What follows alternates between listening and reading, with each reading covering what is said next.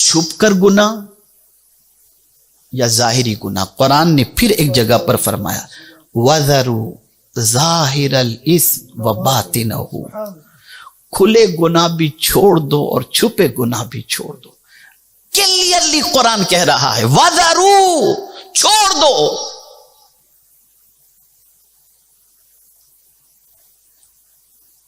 یہاں پر مفسرین کے کئی اقوال ہیں، کھلے گناہ کون سے اور چھپے گناہ کون سے؟ تو امام مجاہد نے فرمایا کہ کھلے گناہ سے مراد اعضائے جسمانی جو ظاہری ہیں ان سے گناہ، ہاتھوں سے گناہ کر رہے ہو چھوڑ دو، زبان سے گناہ کر رہے ہو چھوڑ دو، آنکھوں سے گناہ کر رہے ہو چھوڑ دو، ہاتھ پیر سے گناہ کر رہے ہو چھوڑ دو، یہ جتنے بھی ظاہری اعضاء سے تمہارے گناہ ہو رہے ہیں چھوڑ دو اسے۔ وَبَاطِنَهُ سے مراد امام مجاہد یہ فرماتے ہیں دل سے بھی جو گناہ کر رہے اسے بھی چھوڑ دو، اس کو بھی چھوڑ دو۔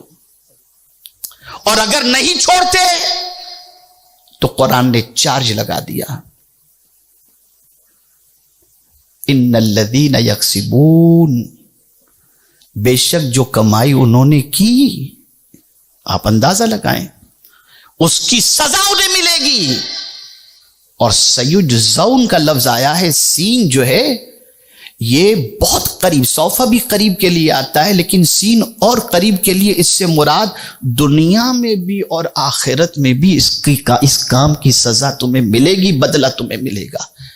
اے رسول اعظم صلی اللہ تعالی علیہ وسلم کے پیارے دیوانوں، ہم لوگ سوچیں کیا گناہ کرتے وقت ہچکچاتے ہیں؟ کیا گناہ کرتے وقت اللہ سے ڈرتے ہیں؟ اتنی بے باکی بڑھ چکی ہے کہ قرآن نے اس کو منشن کیا، بل یرید الانسان لیفجر امامہ، بلکہ انسان ارادہ کرتا ہے اس کے سامنے گناہ کرنے کا۔ وہ دیکھ رہا ہے، معبود برحق دیکھ رہا ہے، پالنہار حقیقی دیکھ رہا ہے، اور وہ دیکھ رہا ہے پھر بھی انسان گناہ کرتا ہے۔ کتنا دلیر ہو گیا انسان، کتنا بے باک ہو گیا انسان، اور کتنا خوف خدا سے خالی ہو گیا انسان۔ آج ہم گناہ کرتے نہیں جھجکتے، اور اللہ والوں کا حال یہ کہ گناہ کے تصور سے گناہ یاد آنے کا خیال بھی آ جاتا کہ گناہ ہم سے ہوا تھا، اس تصور سے بھی لرز جایا کرتے تھے اور گناہ کے خیال سے بھی لرز جایا کرتے تھے۔ ایک صحابی میرے آقا صلی اللہ علیہ وسلم کی بارگاہ میں حاضر آئے، حبشی صحابی تھے، عرض کرتے ہیں یا رسول اللہ صلی اللہ تعالی علیہ وسلم، مجھ سے بہت سارے گناہ سرزد ہو چکے ہیں، میں اگر توبہ کروں تو کیا میرا مولا میری توبہ قبول فرمائے گا؟ آقا کریم صلی اللہ علیہ وسلم نے فرمایا ہاں، اللہ توبہ قبول فرمانے والا ہے۔ اب اس کے بعد کا سوال سنیے، وہ صحابی عرض کرتے ہیں یا رسول اللہ صلی اللہ تعالی علیہ وسلم، کیا مجھے گناہ کرتے میرے مولا نے دیکھ لیا ہے؟ کیا گناہ کرتے میرے مولا نے مجھے دیکھ لیا؟ آقا کریم صلی اللہ علیہ وسلم نے فرمایا ہاں، اتنا سننا تھا، ایک چیخ ماری اور روح پرواز کر گئی۔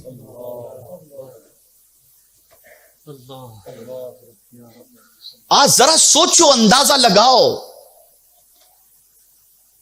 ہم پوری دنیا میں شکایت اور شکوہ کر رہے ہیں کہ زمین پیروں کے نیچے سے کھسک رہی ہے، آبرو لوٹی جا رہی ہے، مقام فنش ہو رہا ہے، مرتبہ ختم ہو رہا ہے، دولت، یہ ساری چیزیں ہم ساری شکایت کرتے ہیں۔ کبھی ہم نے اپنی زندگی کے بارے میں غور کیا کہ یہ کیوں ہو رہا ہے؟ قرآن سے ہم نے پوچھنے کی کوشش کی کہ مولا نعمت دے کر چھین کیوں رہا ہے؟ اس نے بہت کچھ ہمیں دیا، آپ دیکھ رہے ہیں نا، مہنگائی کتنی بڑھ گئی یوکے کے اندر، آپ دیکھ رہے ہیں پوری دنیا کی یہی پوزیشن ہے، یہ ساری آسائشیں کیوں ختم ہو رہی ہیں؟ گرمی یہاں پر ٹیمپریچر کتنا بڑھ گیا، کبھی سوچا بھی نہیں جا سکتا تھا اتنا ٹیمپریچر یہاں کا ہوا. کبھی آپ نے سوچا یہ سب کیوں ہو رہا ہے؟ یہ اللہ نے سکون کیوں چھین لیا؟ تو قرآن نے اس کو مینشن کیا، ذالک بأن اللہ لم یک مغیرا نعمتا انعمها علی قوم حتی یغیروا ما بانفسہم. یاد رکھیں، اللہ جب کسی کو مقام اور مرتبہ دیتا ہے تو جب وہ صلاحیتوں کا حامل ہوتا ہے تو وہ مقام و مرتبہ دیتا ہے. اس سے صلاحیتیں رخصت ہوتی ہیں تو مقام چھین لیا جاتا ہے، نعمتیں چھین لی جاتی ہیں. ورنہ اللہ کی شان یہ ہے کہ اللہ کسی بندے پر ظلم نہیں کرتا. وَأَنَّ اللَّهَ لَيْسَ بِظَلَّامٍ لِلْعَبِيدِ. وہ تو ایسا سخی ہے کہ بن مانگے اس نے بہت کچھ عطا کر دیا، وہ لے کر کے کیا کرے گا؟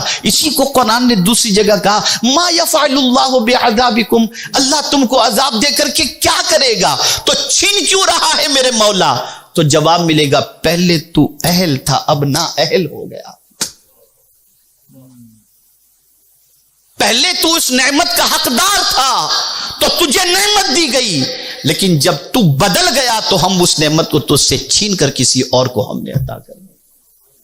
ہم بدل گئے. ہمارا پاسٹ دیکھیں، ہمارے اسلاف کی زندگی کا جائزہ لیں. اعلی حضرت عظیم البرکت امام عشق و محبت اللہ اکبر، ان کی زندگی کا جائزہ لیں. کتنا ضمیر کو جھنجھوڑتے ہیں، ان لوگوں کے ضمیر کو جھنجھوڑتے ہیں خاص طور پر جو اپنے آپ کو عاشق مصطفیٰ کہتے ہیں اور اللہ کا بندہ کہتے ہیں. کہتے ہیں دن لہو میں کھونا تجھے، دن لہو میں کھونا تجھے، شب صبح تک سونا تجھے. شرم نبی، اللہ اکبر، شرم نبی، خوف خدا یہ بھی نہیں وہ بھی نہیں. یعنی اے عاشق رسول اپنے آپ کو کہنے والے بندے، تجھے شرم نہیں آتی کہ قبر میں نبی کو منہ دکھانا ہے؟ تو رسول کے احسان کا یہ بدلہ دے رہا ہے؟ جو رسول ولادت سے ظاہری طور پر پردہ فرمانے تک اور میدان محشر تک تجھے کبھی نہیں بھولے اور نہ بھولیں گے، اس رسول کا تجھے، اس رسول کی شرم تجھے نہیں آتی؟ اور اللہ کا ڈر بھی تیرے دل سے نکل گیا. آج بہت سخت حالات سے ہم گزر رہے ہیں. سب سے بڑی چیز دل بے چین ہو چکا، دل بے قرار ہو چکا، اسٹریس ختم ہو چکا، سکون پوری دنیا چاہ رہی ہے. یاد رکھیں، گناہ کرتے وقت اچھا لگتا ہے اور بعد میں پچھتانا پڑتا ہے. نیکی کرتے وقت تکلیف ہوتی ہے اور جینے کے اندر بھی، مرنے کے بعد بھی سکون سکون اور سکون کی دولت اللہ عطا فرماتا ہے.